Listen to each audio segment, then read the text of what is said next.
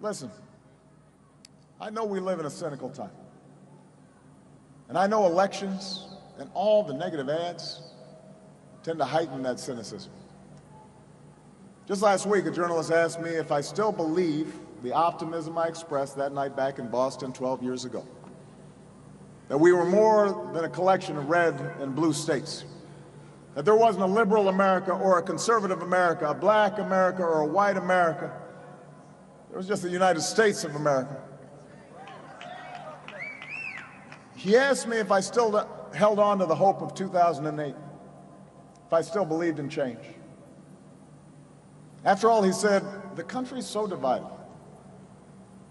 Hillary's in such a close race with someone who stands in total opposition for all that you've ever stood for. Maybe your vision was misguided, he suggested, or at least very naive. And it was a fair question. I had to acknowledge that I hadn't fully counted on the obstruction we'd see when I first came into office and had to save the economy. I didn't anticipate the way social media would magnify our divisions and muddy up facts. None of us knew then how deep the Great Recession would cut and how many people would suffer and how it would make so many people anxious about their futures and their kids' futures, even after the economy recovered. But despite all that, I told him, the answer is yes. I still believe in hope. I'm still as optimistic as ever about our future, and that's because of you, the American people. In my visits to schools and factories, war theaters, national parks, in the letters you've written me, in the tears you've shed over a lost loved one, I have seen again and again your goodness and your strength and your heart. In 2008, you gave me a chance, a skinny guy with a funny name.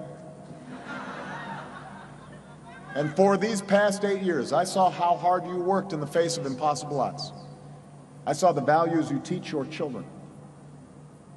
I saw the way you treat strangers in need.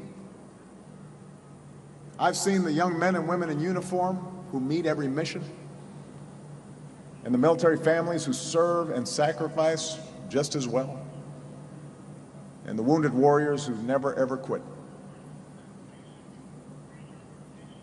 You bet on me all those years ago, and I will always be grateful for the privilege you gave me to serve. But I'll be honest with you, I've always had the better odds because I've always bet on you. And America, I'm betting on you one more time. I'm betting that tomorrow, most mom and dads across America won't cast their vote for someone who denigrates their daughters from the highest office in the land.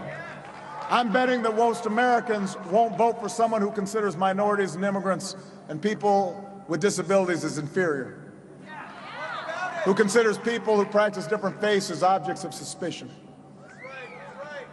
I'm betting that tomorrow, true conservatives won't cast their vote for someone with no regard for the Constitution.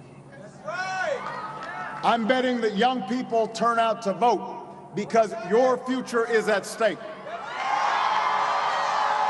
I'm betting that men across this country will have no problem voting for the more qualified candidate who happens to be a woman. I'm betting that African Americans will vote in big numbers because this journey we've been on was never about the color of a president, but the content of his or her character. I'm betting that America will reject a politics of resentment and a politics of blame and choose a politics that says we are stronger together. I am betting that tomorrow you will reject fear and you'll choose hope. I'm betting that the wisdom and decency and generosity of the American people will once again win the day. And that is a bet that I have never, ever lost. Philadelphia, in this place where our founders forged the documents of freedom, in this place where they gave us the tools to perfect our union. If you share my faith, then I ask you to vote.